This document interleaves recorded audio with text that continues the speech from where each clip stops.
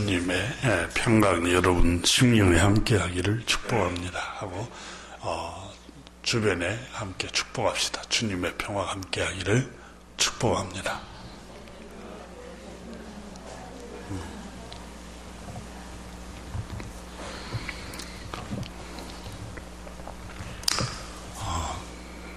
조선시대 중기에 이현석 선생이라는 분이 있습니다. 이분이 문인인데 유재집이라는 자신이 쓴 문집에 다음과 같은 글을 썼습니다. 선조들이 남겨놓은 경륜 그리고 지혜를 사용하여서 더 나은 편리한 생활을 해낼 수 있고 우리가 문제 해결도 멀리서 찾지 않고 가까이에서 찾을 수 있다라는 글을 언급했는데 앞부분만 잠깐 소개합니다. 매서운 추위와 숨막히는 더위는 하늘이 내린 자연의 법칙입니다. 순리입니다. 이랬습니다. 아마 지금만 매서운 추위가 있고 또 숨막힌 더위가 지금만 있는 게 아니라 조선시대에도 똑같이 우리 한반도는 그랬던 것 같습니다. 그러나 추울 때는 갓옷을 입고 이 갓옷이라는 걸 보니까 동물의 털 가죽을 옷 안쪽에다가 대가지고 만든 옷을 말합니다. 이 추울 때는 이 갓옷을 입고 더위에는 갈포옷을 입는 것은 사람이 하늘의 변화에 대한 대처하는 방법이다 그랬습니다. 갈포옷은 섬유로 짠 옷을 말합니다. 배로 이렇게 짠 옷은 여름에 더위 때는 여러분 삼배옷을 입고 이렇게 몸에 달라붙지 않는 옷을 입는 것이 더위에 대처하는 방법이 이렇게 갈포옷을 입는 것은 사람이 하늘의 변화에 대한 지혜롭게 대응하는 방법이다.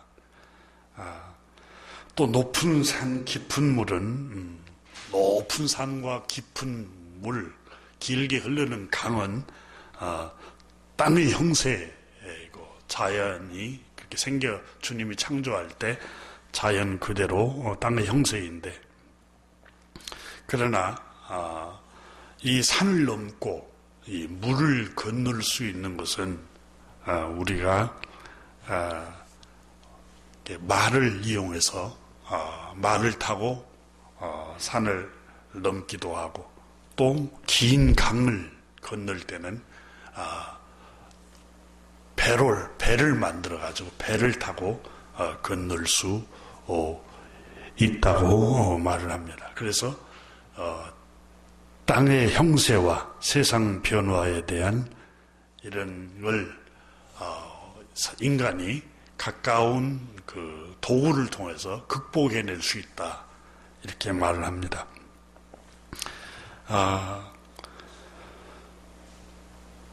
당면한 형세와 세상의 변화에 대해 많은 방법들은 다 가까이 현실에서 찾을 수 있습니다. 우리는 답을 멀리서 해답을 멀리서 찾으려고 하는데 가까이에 있다는 겁니다. 이렇게 선인들의 지혜를 보면은 가까이에 있다. 갓옷이며 갈포옷이며 타고 다니는 말이나 배가 모두 천지가 생산되는 물건이고 추위와 더위를 막고 산을 오르거나 물을 건너는 도구로서 천지의 도수나 형세를 따라 사용하기 마련이니 어찌 다른 데서 구할 필요가 있겠는가.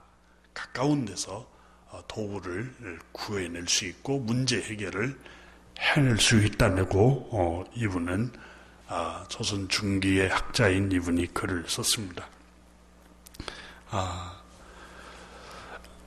우리 삶이 그렇습니다. 해답을 멀리서 찾으려고 합니다. 문제가 생기거나 근데 가까이에 있습니다.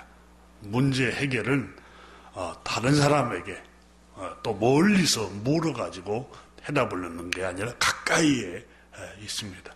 신명기 30장을 보십시오. 신명기 30장에 보면은 하나님께서 우리에게 말씀을 합니다. 축복받는 비결을 말씀을 하고 있어요.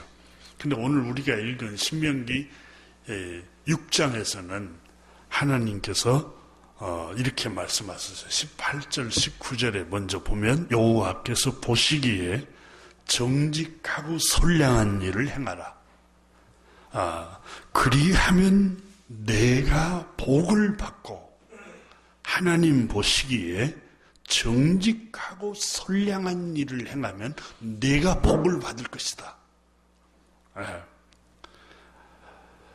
땅에 들어가서, 그 땅, 약속의 땅에 들어가서 여호와께서 모든 대적을 내 앞에서 쫓아내시겠다고 맹세하신 그 아름다운 땅을 차지하게 될 것이고 여호와의 말씀과 같을 것이다.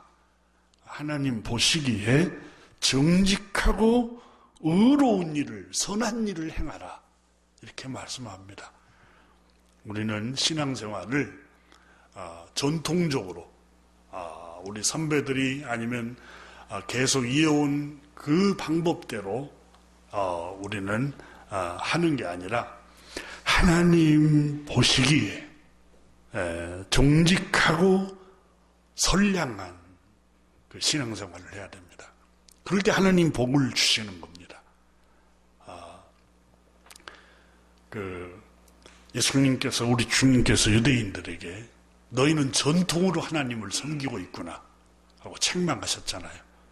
하나님의 말씀, 하나님 보시기에 정직하고 선량한 방법이 뭔가 생각해야 됩니다. 그것은 오늘 본문 말씀에 보면은 주님의 계명을 지키는 게 하나님 보시기에 정직하고 선량한 방법이다라고 말씀을 합니다.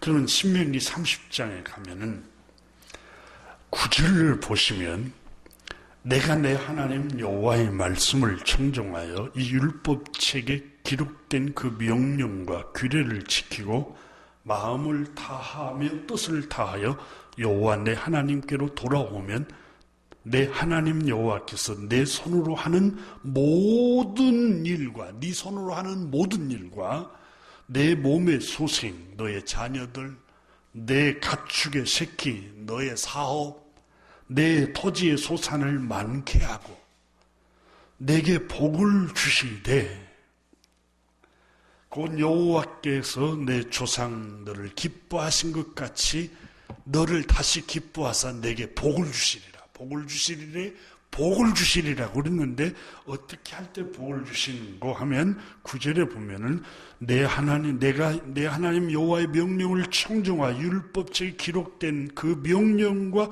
규례를 지키고 내 마음을 다하고 뜻을 다하여 내 하나님께로 돌아오면, 우리는 이스라엘 백성들이 이사야서 1장에 보면은 성전 뜰만 받고 열심히 교회를 다녔는데 주님께서 내 마당만 밟고 다니는 건 나 원치 아니한다. 교회에 성전 뜰을 드나들면서 열심히 드나드는 것, 그거 자체를 기뻐하지 아니한다. 주님이 신명기서 30장에도 너 마음과 뜻을 다하여 그랬습니다. 너의 마음과 뜻을 다하여 하나님께로 돌아오라 그랬죠. 그런데 11절에 내가 오늘 내게 명한 이 명령은 내게 어려운 것도 아니요 먼 것도 아니니라. 그러면서 14절을 보십시오.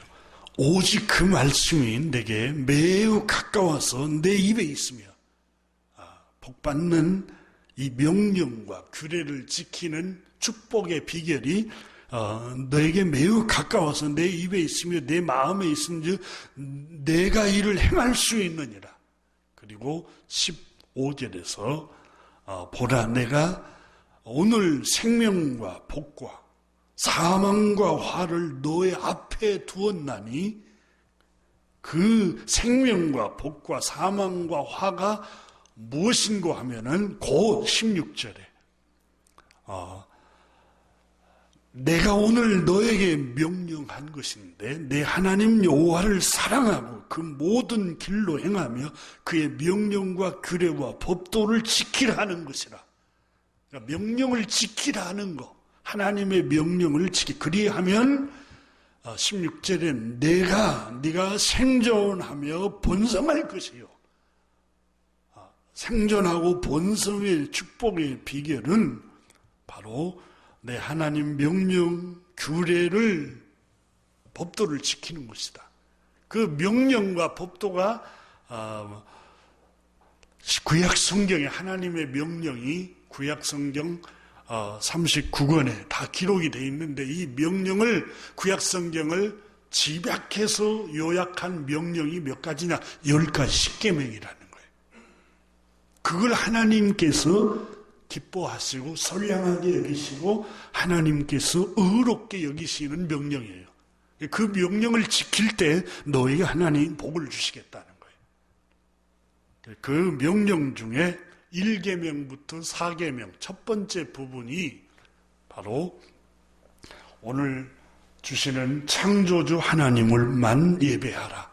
그 설교 제목이 창조주 하나님 한 분만 예배하라는 거예요. 자, 나 외에 출애굽기 10장 1절 나 외에 다른 신들을 내 앞에 두지 말라. 네가 섬겨야 할 분은 오직 창조주 하나님 한 분만 섬기라는 거예요. 출애굽기 10장 4절에 너를 위하여 새긴 우상을 만들지 말고 또 위로 하늘에 있는 것이나 아래로 땅에 있는 것이나 땅 아래 물속에 있는 것이나 어떤 형상도 만들지 말고 그것들을 절하지 말며 그것들을 섬기지 말라. 내 하나님 여호와는 질투하는 하나님인즉 그것들을 섬기면 3, 4대까지 하나님께서 복을 주시지 않겠다. 이렇게 말씀합니다. 여러분이 자녀들이 잘 되기를 원하고 우리 가정이 잘 되기를 원하면 오직 하나님 한 분만 예배하시기를 축복합니다. 우상을 섬기지 말라. 그건 하늘에 있는 것이나 땅 아래에 있는 것이나 땅 위에 어떤 형상이든지 섬기지 말아라. 하나님께서 그렇게 말씀을 하고 있습니다. 그리고 출애굽기 20장 6절에 이 십계명을 주면서 나를 사랑하고 내 계명을 지키는 자에게는 1000배까지 은혜를 베푸느니라.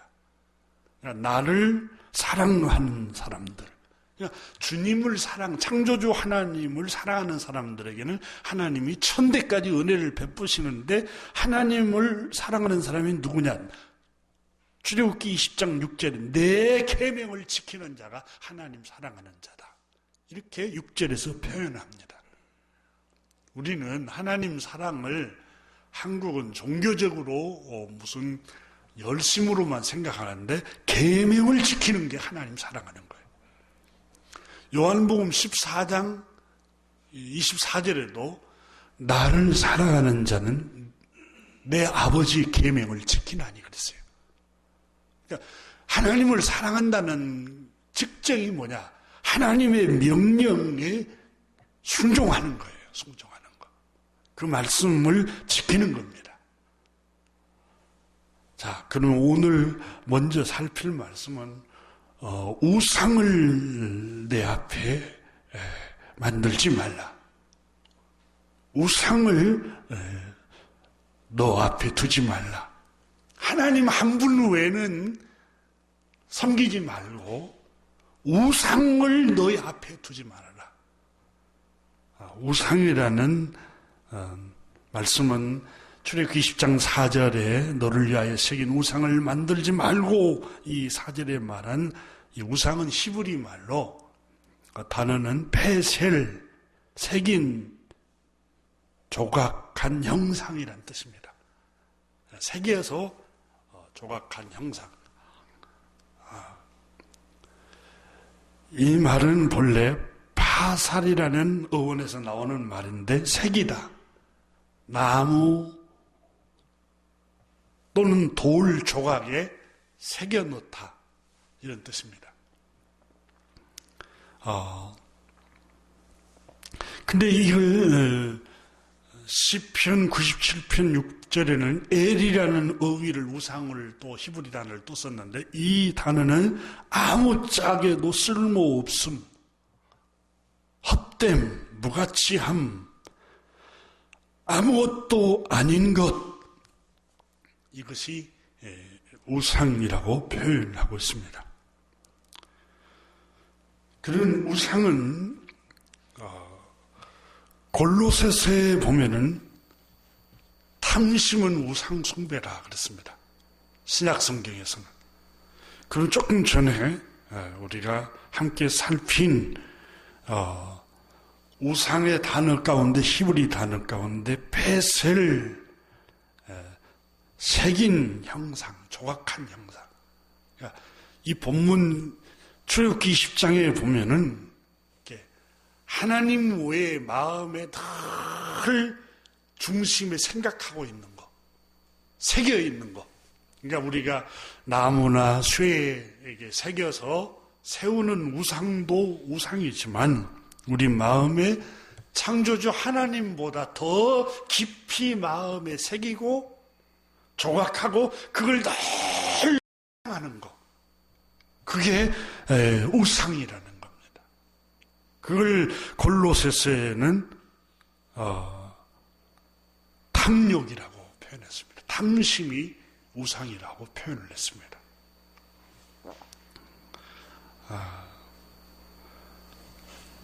여러분, 그 우상은 구약 성경에 보면은 이스라엘 백성들과 이방 사람들이 섬겼던 이유 중에 하나가 불안 때문에 그 재앙을 가져오는 재앙이나 저주를 가져오지 못하도록 막아주는 신으로 우상을 섬겼습니다.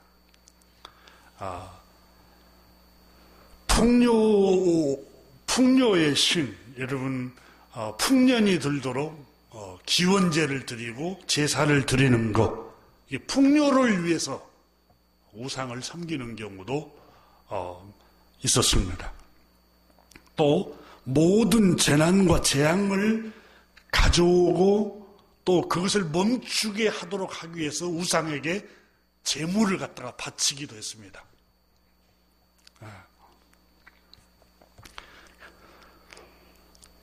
만물을 창조하시고 만물을 주관하시는 분이 창조주 하나님 한 분이신데 그 창조주 하나님 한 분 외에 다른 신에게 제사를 드리고 다른 신을 섬길 때 하나님께서는 오늘 성경에 질투하신다.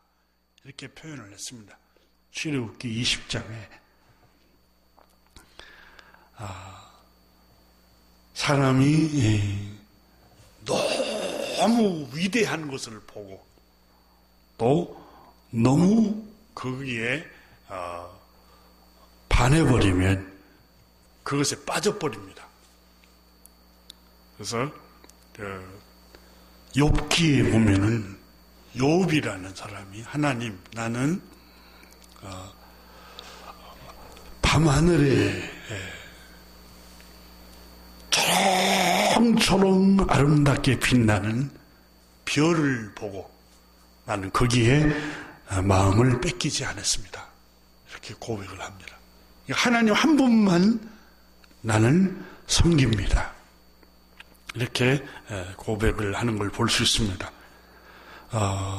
너무 힘이 있고 권세가 있는 걸 보면 거기 앞에 사람들은 굴복을 하는 경향들이 있습니다.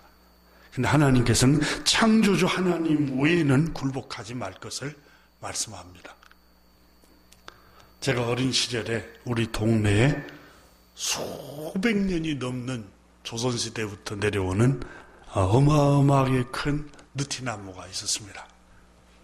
근데 동네 사람들은 그 느티나무에게 제사를 드리는 것을 보았습니다. 인간은 왜냐하면 7, 80년 사는데 그 느티나무는 수백 년을 사는 걸 보고 너무너무 웅장하고 크니까 그 위험 앞에, 그 나무 앞에 인간이 적어지는 거예요. 그래서 그 나무 앞에 나무에게 숭배를 하면서 모든 재난, 재앙을 막아달라고 제사를 드리는 것을 동네 사람들 드리는 것을 보았습니다. 그러던 중 어느 날 벼락이 그 느티나무를 쳤어요. 그 벼락이 쳐서 느티나무가 꺾여버린 거예요. 그런데 그 꺾인 게 이제 길을 막고 있으니까.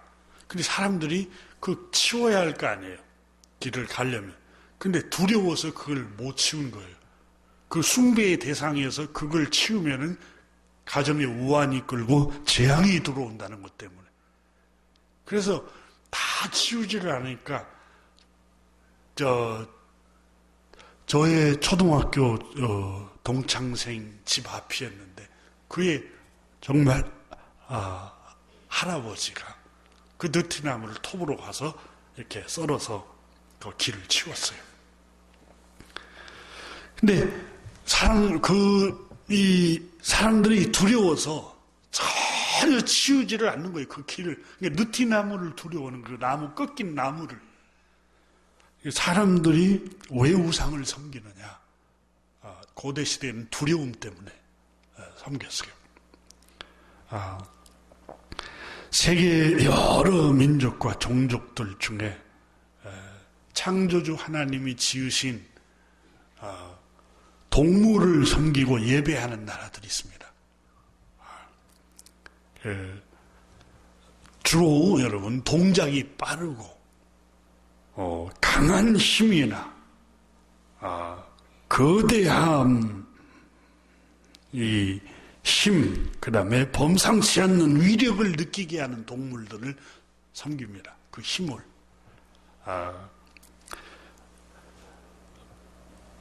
호랑이, 여러분 동양에는 용이 있잖아요. 용을 섬겼잖아요. 그래서 이 중국이나 한국에는 특히 우리나라의 청와대도 용이 이렇게 그려가지고 이렇게 있잖아요. 성경은 이 용을 뱀, 사단이라고 표현을 하고 있습니다. 근데 이 용을 그려지고 있고, 자가적인 제주도는 섬겼던 동물 중에 뱀을 숭배를 합니다. 뱀이 독사가 그때는 무섭고 또 독사에 물려 죽은 사람들이 많아서 뱀을 숭배하는 경향이 있었습니다. 이런 우상을 재앙을 가져오거나 재난을 가져오지를 못합니다. 하나님께서 창조하신 창조물들입니다. 그것들은 창조물이에요. 사람도 여러분 아무리 위대하게 보이는 사람일지라도 그건 피조물이에요. 그 숭배의 대상이 아니에요. 어떤 지도자가 됐든 어떤 종교 지도자가 됐든 어떤 정치 지도자가 됐든 우리가 똑같은 사람이에요. 숭배의 대상이 아니에요. 주님께서는 여호와의 보시기에 정직하고 선한 일을 행할 때 너에게 복을 주겠다. 하나님께서는 너는 나 외에 다른 신을 섬기지 말라. 하나님 한 분만 섬기고 너를 위하여 새긴 우상을 어떤 우상도 새기지 말라라. 섬기지 말고 새기지 말라라고 말씀을 합니다. 그러면 하나님께서는 왜 창조주 하나님만 섬기라고 할까요? 그건 두 가지 이유 때문인데, 하나는 그분이 모든 만물의 주인이기 때문에 그렇습니다. 창조주 하나님이세요. 우리의 생명을 지으시고 모든 우주와 땅과 모든 생물들을 창조하시고 주관하시는 주인이에요. 그러니까 창조주 하나님 앞에 마땅히 엎드려 경배하는 거, 그건 마땅한 거예요. 하나님 앞에. 그런데 자기를 지으신 창조주 하나님을 섬기지 않고 그 창조주 하나님이 지은 피조물을 섬길 때 창조주 하나님께서 우리를 기뻐하시겠어요? 또 하나는 창조주 하나님을 섬길 때에 우리가 행복해집니다. 죄에 빠지지 않고 악함이 물러가고 더러움이 물러가고 어두움이 물러가는 거예요. 여러분 뱀을 섬긴다고 생각해 보세요. 얼마나 어리석게 보입니까? 힌두교인 인도인들이 소를 숭배하는 걸 여러분 생각하면 우리가 볼 때는 얼마나 우습고 어리석은 모습입니까? 근데 거기에 빠져 있는 사람들은 그게 숭배의 대상으로 알기 때문에 우리가 볼 때는 너무 어리석은 거예요. 자, 그럼 왜 하나님께서 우리로 하여금 창조주 하나님만을 섬기라고 하느냐? 바울 선생은 로마서 1장에서 너무 선명하게 보여줬어요. 로마서 1장 18절에 보면은 하나님의 진노가 불의로 진리를 막는 사람들의 모든 경건치 않음과 불의에 대하여 하늘로부터 나타나나니, 하나님의 진노는, 모든 하나님의 진노는 진리를 거스릴 때 하나님께서 저주를 보내고 진노하신다. 그런데 19절에 보면은 로마서 1장 19절에 하나님을 알만한 것이 그들 속에 보임이라. 하나님께서 이를 그들에게 보이셨느니라. 20절에 창세로부터 그의 보이지 아니하는 것들 곧 영원하신 능력과 신성이 그가 만드신 만물에 분명히 보여 알려졌나니 그러므로 그들이 핑계하지 못할지니라. 창조주 하나님이 얼마나 위대하신가를 그분이 지으신 만물에 분명히 보여 알게 된다. 여러분, 우주, 태양, 달, 별을 보면서 하나님의 위대함을 보기도 합니다. 근데 저는 종종 가끔씩 이런 생각을 합니다. 여러분, 꽃을 보면서 꽃이 씨앗이 어디에 떨어집니까? 황토이나 새카만 흙에 떨어지잖아요. 그런데 그 흙 속에서 어떻게 다양하게 분홍색, 노란색, 블루, 파란색, 또 빨간색, 까만 흙에서 어떻게 이렇게 다양하게 나올 수 있을까? 그리고 또 생각해 보십시오. 우리가 먹는 과일들을 생각해 보세요. 신맛, 단맛, 다양한 향기가 똑같은 흙에서 자란 나무들에서 다양하게 나오는 거 보면 신비한 것 같아요. 이게 가만히 관찰하고 생각해 보면은 우리가 너무 생각하지 않고 지나가지만 로마서 1장에 말씀하신 것처럼 하나님을 알만한 것이 그들 속에 보입니다. 하나님 만드신 만물 속에 그가 만드신 만물에 하나님의 능력과 신성이 분명히 보여 알게 되나니 얼마나 하나님의 신비로움입니까? 사람도 여러분이 관계를 가져보지만 똑같은 사람이 한 사람도 없잖아요. 성품을 한번 보세요. 성향이나 기질이나 성품이 똑같은가? 다양해요. 어떻게 한 사람도 같은 사람이 없어요. 다 틀리고 다 다양해요. 너무너무 신비로운 것 같아요. 하나님의 창조하신 창조물 안에 하나님의 능력과 신성이 분명히 보여 알려졌나니 그러므로 그들이 핑계하지 못할지니라.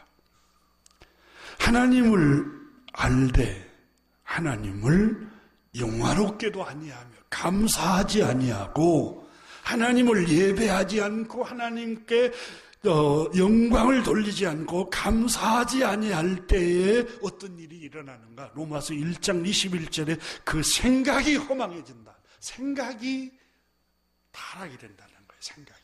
창조주 하나님을 섬기지 않을 때에 생각이 허망한 생각으로 가득 차게 되는 거예요. 우리가 창조주 하나님을 섬기지 않으면 마음에 여러분 뻥 뚫린 저 깊은 심연의 공허함 속에 빠져들어요. 창조주 하나님이 그 안에 안 계시면. 창조주 하나님을 섬길 때에 영혼이 충만해집니다. 창조주 하나님을 섬길 때에 하나님께서 그 영혼에 기쁨을 주는 거예요. 근데 창조주 하나님을 예배하지 않고 경배하지 않고 영광을 돌리지 않고 감사하지 않고 그분을 섬기지 않을 때 생각이 허망해진다. 생각이 부패해지고 생각이 타락해진다. 여러분 시편 14편에 어리석은 자는 그 마음에 이르기를 하나님이 없다 하는도다. 하나님이 그 마음에 없는 사람은 그는 마음이 부패해진다. 하나님 창조주 하나님을 섬기지 않을 때 마음과 생각이 부패해진다는 거예요. 부패해져요.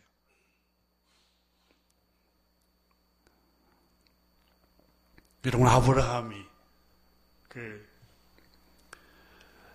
애굽으로 내려가서 자기 아내를 누이 동생이라고 속이잖아요. 물론 누이는 맞는데 속였는데 왜 속이느냐? 아브라함이 그런 고백하잖아요. 이 지방에는 하나님을 두려워하는 사람, 두려워하는 마음이 없기 때문에 나를 죽일까 하여 내 누이라고 했다고 고백해요.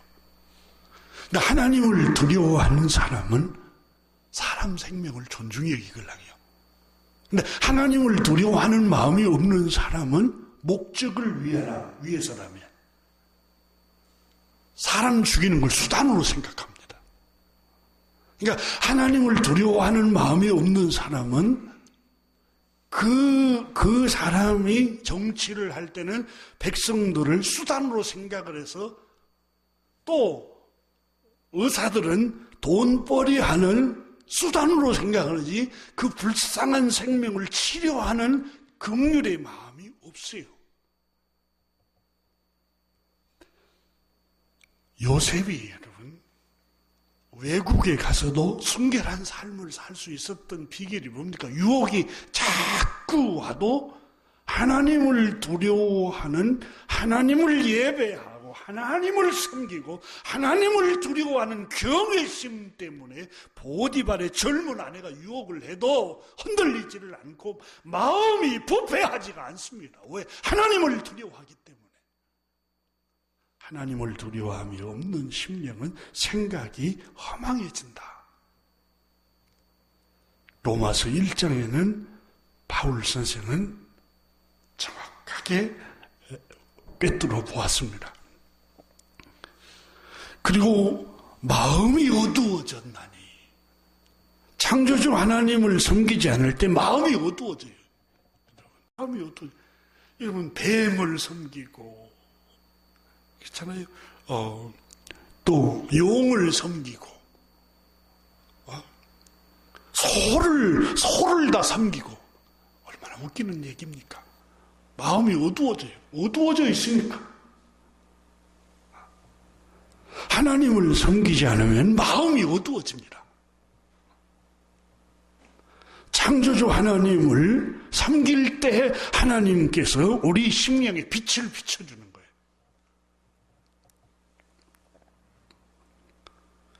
그 로마서 1장에서는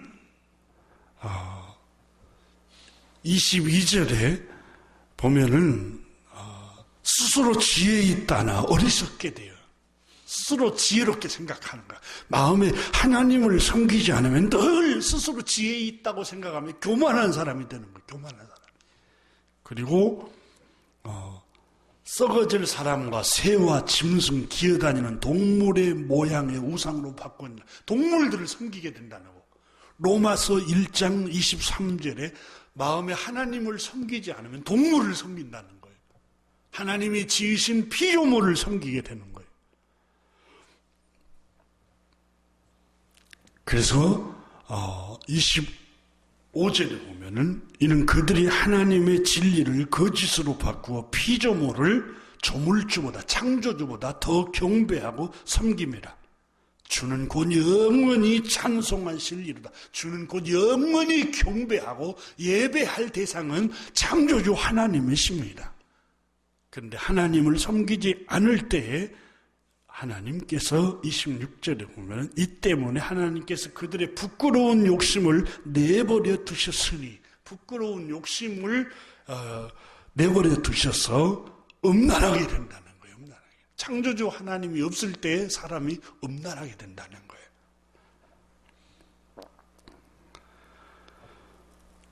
추악, 탐욕, 시기, 살인, 분쟁, 사기, 악동, 비방, 능욕, 교만, 부모를 거역하는 것, 이게 다 마음에 하나님을 섬기지 않는 마음, 하나님을 경외하지 않는 마음과 생각이 부패해지는 열매라고 로마서 1장은 기록을 하고 있습니다. 창조주 하나님을 경배할 때 여러분 이런 저주가 물러갑니다. 창조주 하나님을 예배하고 그분을 찬양하고 그분께 감사를 드리고 그분만 섬기고 경배할 때 하나님께 생명의 빛을 비춰주시는 겁니다. 그러므로 하나님께서 오늘 신명기 6장 말씀에 분명히 우리에게 말씀하셨잖아요. 18절 19절에 여호와께서 보시기에 정직하고 선량한 일을 행하면 복을 주겠다. 그 6장에서 그래서 여호와께서 보시기에 정직하고 선량한 일을 행하라. 그게 뭐냐? 계명을 지키는 것이다. 그 계명이 뭐냐? 하나님을 예배하고 하나님만, 창조주 하나님만 사랑하고 그 하나님만 섬길 것을 말씀합니다. 이것을 신명기 6장 7절에 내 자녀에게 부지런히 가르치라. 왜? 그래야 그의 심령이 허망해지질 않고 생각과 마음이 어두워지지 않기 때문에 내 자녀에게 창조주 하나님을 섬기도록 부지런히 가르치라는 거예요. 그게 부패하지 않는 길이요, 그것이 그 영혼을 보호하는 길이라는 겁니다.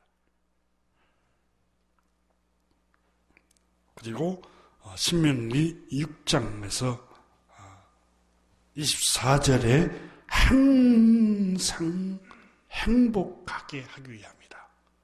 복을 누리기 위함이다. 항상 평안의 복을 누리는 비결이 뭐냐?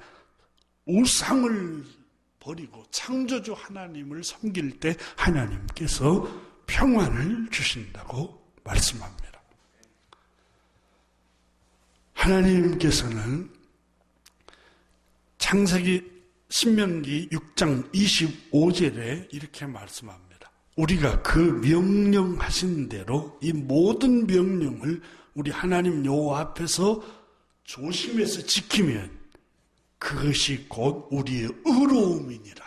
하나님 보실 때 의롭게 여기는 일이 뭐냐? 그의 명령대로 모든 명령을 지킬 때 하나님이 보시기에 의롭다라고, 하나님 보시기에 정직하고 선량하고 의로운 일이라고 말씀합니다. 그 하나님께서는 우리에게 그 명령이 첫 번째 10계명 중에 첫 번째 명령이 바로 하나님만 예배하라는 거예요. 내 앞에 우상을 두지 말고 하나님만 섬길 것을 말씀을 하고 있습니다. 출애굽기 20장에 다시 보면은 5절에 보면은 창조주 하나님께서 지으시고 만드신 창조물 중에 어떤 물질 세계든지 위험 있고 경이롭고 아름답든지 그것들에게 절하지 말라 그랬어요. 아무리 위험 있고 아름답고 경이롭고 위대하게 보여도 그것들을 섬기지 말고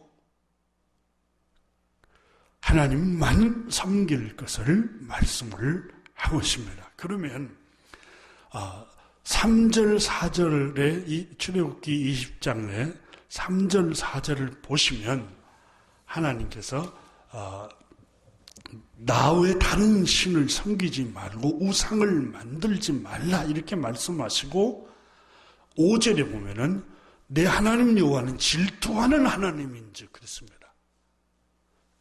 이 표현을 잘 이해를 하기 위해서 하나님께서 우리에게 모세를 통해서 말씀하셨어요. 여러분 남녀간에 언제 질투를 느낍니까?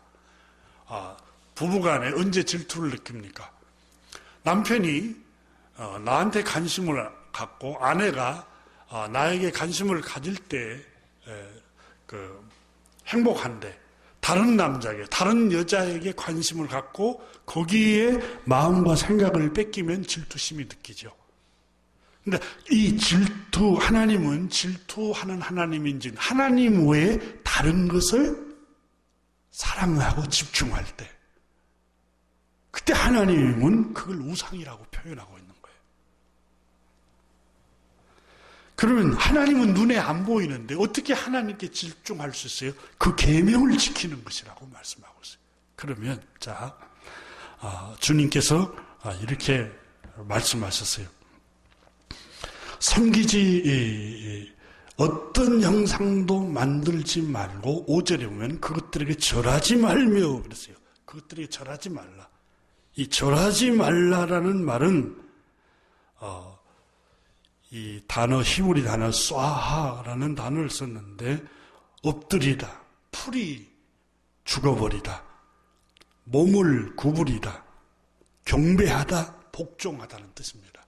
그러니까 다시 말하려면 여러분 엎드려서 절하는 거 이게 문자적인 의미가 아닙니다. 물론 그런 의미도 있지만 이 쏴하라는 의미는 복종하지 말라는 거예요.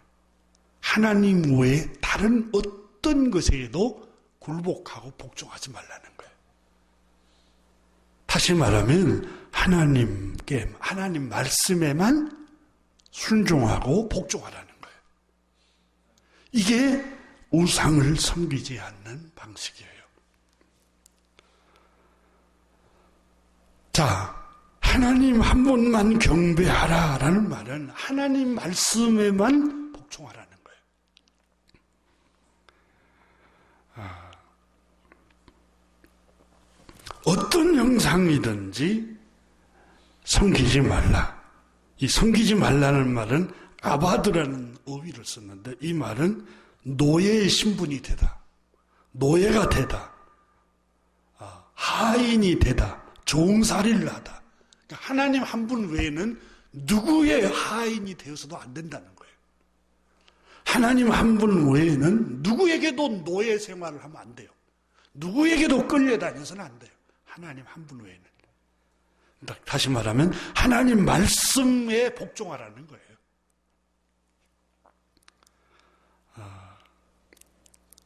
왜 성경은 하나님 한 분만 섬기라고 말씀하시느냐? 그분이 우리를 지으셨고 그분을 섬길 때에 우리의 생각이 허망해지지 않고 부패하지 않습니다. 그리고 그분을 섬길 때 하나님은 우리에게 복을 주십니다. 예배합니다. 찬양합니다. 주님만 예배하고 주님만 찬양하고 주님 그 말씀에만 복종할 때 하나님 복을 주신다는 거예요. 또 하나는 오늘 본문 말씀에 출애굽기에 여호와 7절에 보면 20장에 너는 내 하나님 여호와 이름을 망령되게 부르지 말라. 여호와는 그의 이름을 망령되게 부르는 자는 죄가 없다 하지 아니하리라. 이 망령된다, 그 말씀, 또 여호와의 이름을 욕되게 하지 말라, 망령되게 부르지 말라. 여러분, 그 여호와 이름을 망령되게 부르지 말란 말은 쉽게 말하면 우리 말로 집안을 더럽히지 말아라. 우리 집안을 더럽히지 말고 너희 아버지, 너희 엄마의 얼굴에 너무 사람들 앞에 부끄럽게 하지 말아라. 그 얘기인데, 자, 이름이라는, 여호와 이름이라는 말은 쉔이라는데 명예, 권위, 명성, 평판, 영광이라는 뜻입니다. 주님의 명예, 주님의 명성, 주님의 권위, 주님의 영광을 망령되이 일컬지 말라. 그 말은 더럽히지 말라 그 말이에요. 그럼 우리는 이 7계명에 너는 내 하나님 여호와의 이름을 망령되이 부르지 말라. 하나님의 이름을, 하나님의 명예를, 하나님의 그 위엄을, 하나님의 권위를, 명성을 더럽히고 땅에 떨어뜨리지 말아라 그 말이에요. 근데 오늘 우리 한국 기독교가 안 믿는 이방인들에게 얼마나 주님의 이름이 더럽혀집니까? 우리는 하나님 외에 다른 신을 섬기지 않습니다. 우리가 이해를 잘 못하면 학교에 세워진 동상 가서 끌어내리고, 진정한 우상은 그거 아니라 정말 우상이 뭔가를 아까 배웠습니다. 주님의 이름을 더럽히지 말라고 하나님께서 계명으로 우리에게 제3계명해 주셨습니다. 하나님의 이름을 더럽히지 말라. 그럼 하나님의 이름을 더럽히지 않는 게 뭘까요?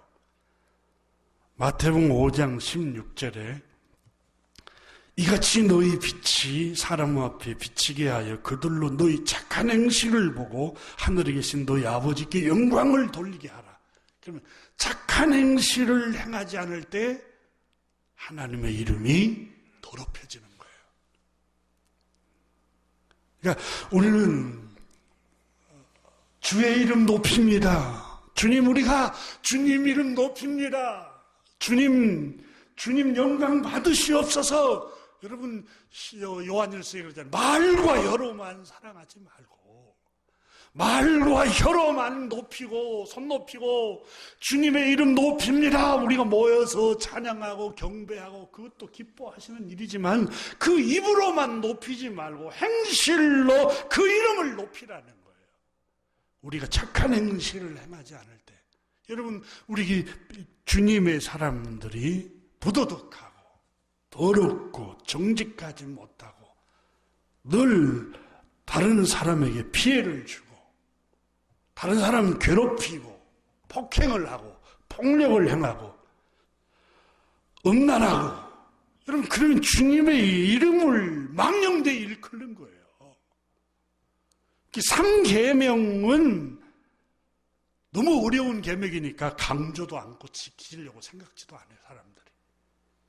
안식일만 지키라고 하고 11조만 정확하게 내라고 강조를 하고 하나님 교회 열심만 해라 가지, 주님의 이름을 망령되이 일컬지 말라는 계명을 지킬 때 그것이 하나님 사랑하는 거예요.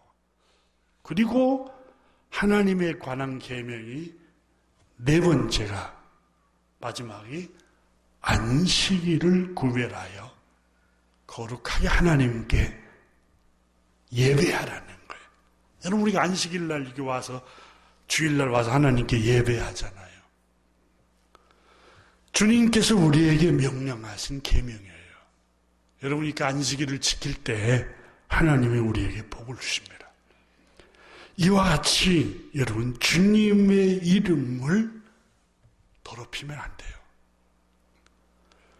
우리는 예수님께서 마태복음 5장에 너희는 세상의 빛이요 세상의 소금이라고 그랬어요. 그래서 우리가 주님의 이름을 더럽히지 않고 참 구별된 백성답다. 하나님의 백성답구나. 우리가 입으로 주님 이름 높입니다라고도 하지만 우리의 행실로도 착한 행실로 정말 주님의 사람이야. 주님 믿는 사람답다. 그럼 주님이 영광을 받는 거예요. 그 3계명을 지키는 거예요. 하나님의 계명을. 하나님께서 오늘 우리에게 주시는 이 계명, 1계명부터 4계명까지 우리가 함께 같이 나눴습니다. 교우 여러분, 하나님 한 분만 사랑하시기를 주님의 이름으로 축원합니다. 그 사랑하는 방법이 계명을 지키는 거예요. 이번 주에 우리 모두 주님의 이름을 행실로, 착한 행실로 가정에서부터 여러분 직장 내서 가서 그 이름을 높이시기를 축복합니다. 기도하겠습니다.